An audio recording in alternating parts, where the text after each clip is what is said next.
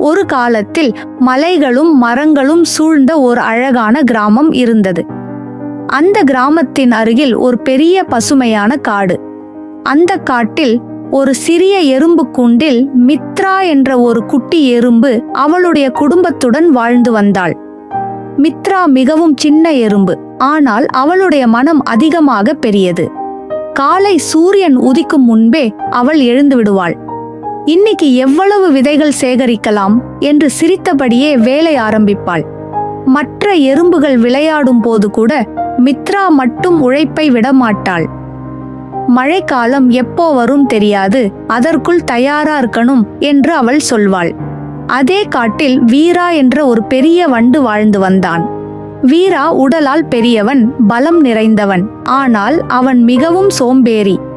இவ்வளவு உழைக்க வேண்டியதா, இன்னொருத்தன் சேமிச்சதை எடுத்துக்கிட்டா போதும் என்று நினைப்பவன்.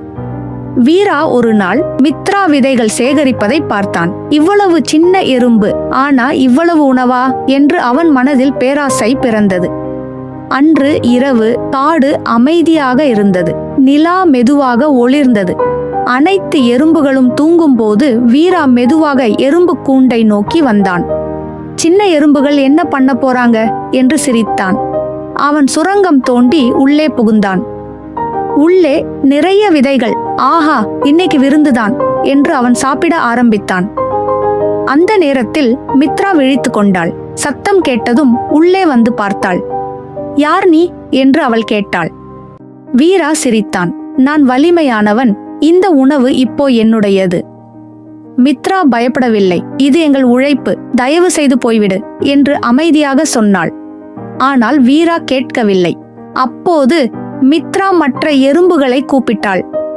ஒரு சின்ன சத்தம். அடுத்த நொடியில் நூற்றுக்கணக்கான எறும்புகள் அனைவரும் ஒன்றாக நின்றார்கள்.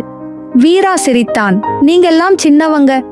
அப்போதே எறும்புகள் ஒன்றாக அவனை சுற்றின. சின்ன சின்ன கடிகள், ஆனால் வலி அதிகம். ஆய்யோ என்று வீரா அலறினான். பயந்து ஓடும்போது அவன் ஒரு குளத்தில் விழுந்தான். அவன் வெளியே வர முடியவில்லை. அப்போது மித்ரா முன்னே வந்தாள். நீங்க உழைக்கல, ஆனா எங்களுடைய உழைப்பை எடுத்துக்க முயற்சி செய்தீங்க.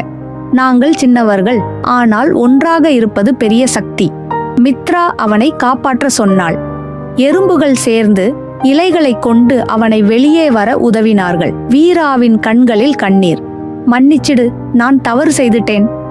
மித்ரா சிரித்தாள். தவறு செய்வது மனித இயல்பு, ஆனால் அதை உணர்ந்து மாறுவதுதான் உண்மையான வலிமை. அந்த நாளிலிருந்து வீரா மாறினான். அவன் உழைக்க ஆரம்பித்தான். நண்பர்களே, இந்த கதை உங்களுக்கு பிடிச்சிருந்தால் லைக் செய்யவும், கமெண்ட் செய்து உங்க கருத்தை சொல்லவும். அடுத்த கதையில் மீண்டும் சந்திப்போம்.